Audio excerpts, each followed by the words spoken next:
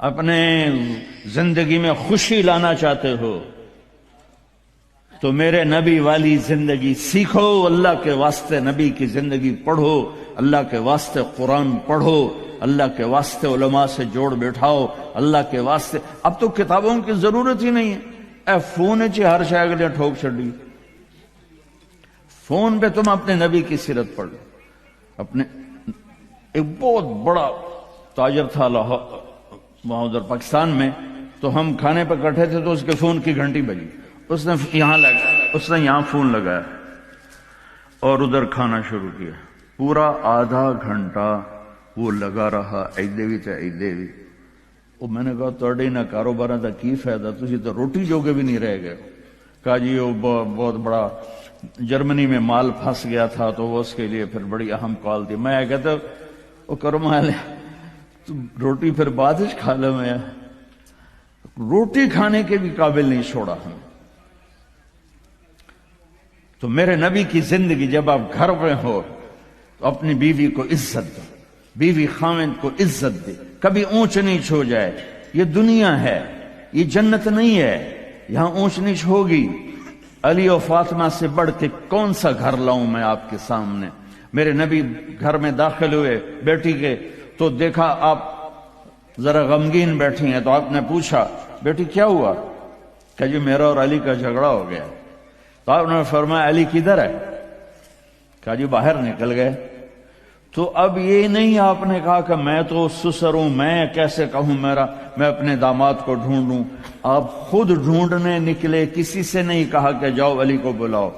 جب گئے تو وہ مسجد میں لیٹے ہوئے تھے اور کمر پہ مٹی لگی تھی، تو آپ نے پیار سے کہا ابو تراب اٹھو۔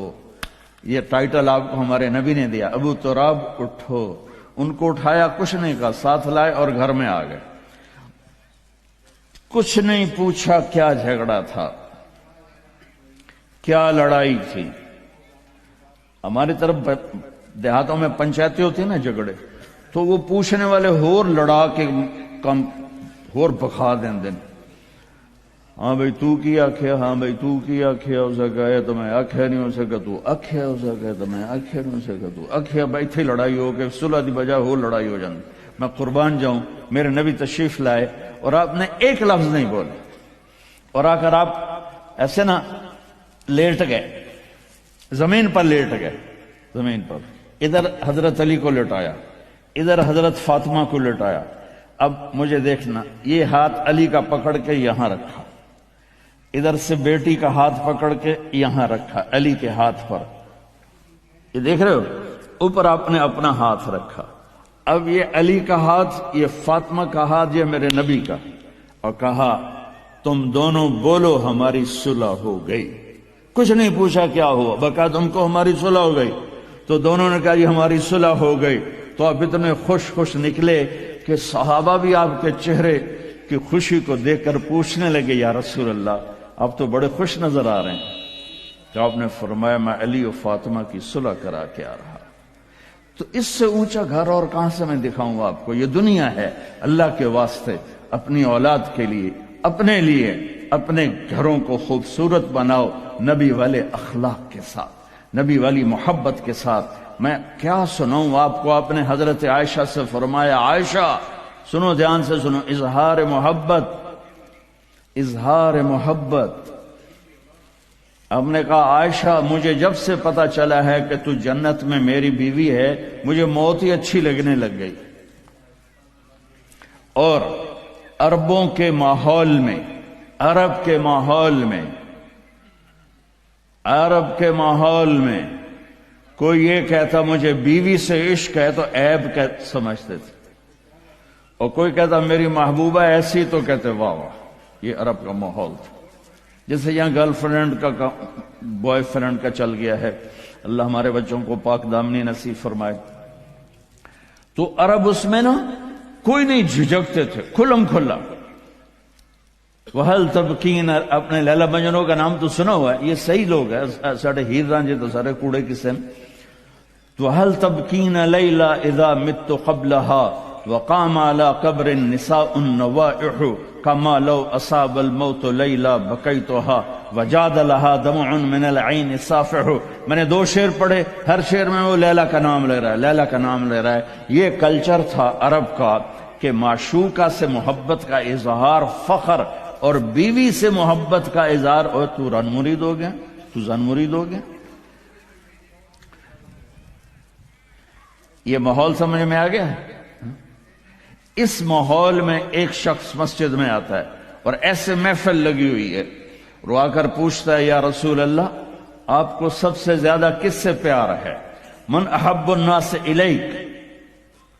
تو آپ نے اس کے کان میں نہیں کہا اور آتے دسو، آپ نے زور سے فرمایا عائشہ سے. اللہ، وہ تو ہل گیا. آپ نے کہا عائشہ سے. اس کو تو توقع نہیں تھی، تو گھبرا کے کہنے لگا یا رسول اللہ میرا یہ مطلب نہیں تھا، میرا مطلب تھا مردوں میں کس سے زیادہ پیار ہے. تو وہ آپ نے کہنا تھا ابو بکر سے، تو آپ نے ابو بکر نہیں کہا، آپ نے کہا عائشہ کے ابا سے. عائشہ کا نام دوبارہ لیا. انہوں تھوڑا جا پانی پیوا مناسب.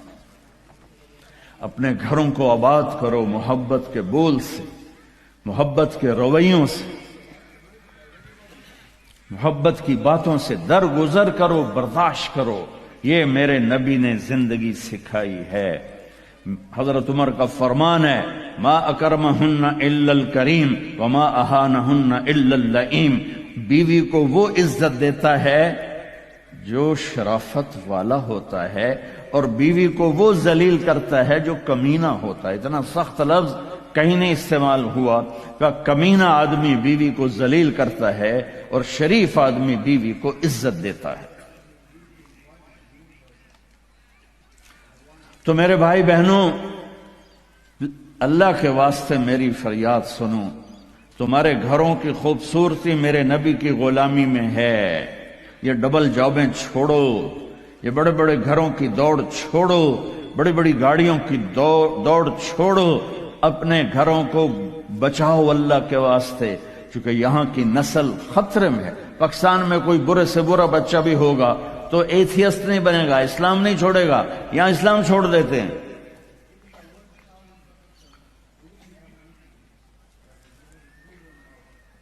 میں آپ کو اپنے گھر کی بتا رہا تھا. ایک بچہ مجھے ملنے آیا، کہنے لگا جی میں نے پورے پاکستان میں ٹاپ کیا ہے ایف ایس سی میں، اور کنگ جو ٹاپ کرتے ہیں وہ کنگ ایڈورڈ میڈیکل یونیورسٹی میں جاتے ہیں. تو 2 دفعہ میں خودکشی کی کوشش کر چکا ہوں، پلز کھائیں، گولیاں، لیکن وہ زندگی تھی بچ گیا. میں نے کہا بیٹا تو چھوٹا سا ہے، تو نے یہ خودکشی کی کیوں یہ تو نے قدم اٹھایا؟ کہا جی میرے امی اور ابو اتنا لڑتے ہیں کہ ڈسہارٹڈ ہو کر میں 2 دفعہ خودکشی کی کوشش کر چکا. ماں اور باپ کی لڑائی نے اتنے بریلینٹ قابل بچے کو مرنے پر مجبور کر دیا. کوئی بھوک نہیں تھی، سوکھے تھے، اچھے خوشحال گھرانہ تھا، لیکن خامد بھی بد زبان، بیوی بھی بد زبان، تو بچے خودکشی پہ آ گئے. بھائیو اگر آپ اپنے آپ کو خوبصورت بنانا چاہتے ہو، دیکھو میں ہاتھ جوڑتا ہوں، سب دیکھو اس زبان پہ قابو پالو. یہ زبان خوبصورت ہو گئی، دل جڑ جائیں. یہ چند روزہ زندگی ہے.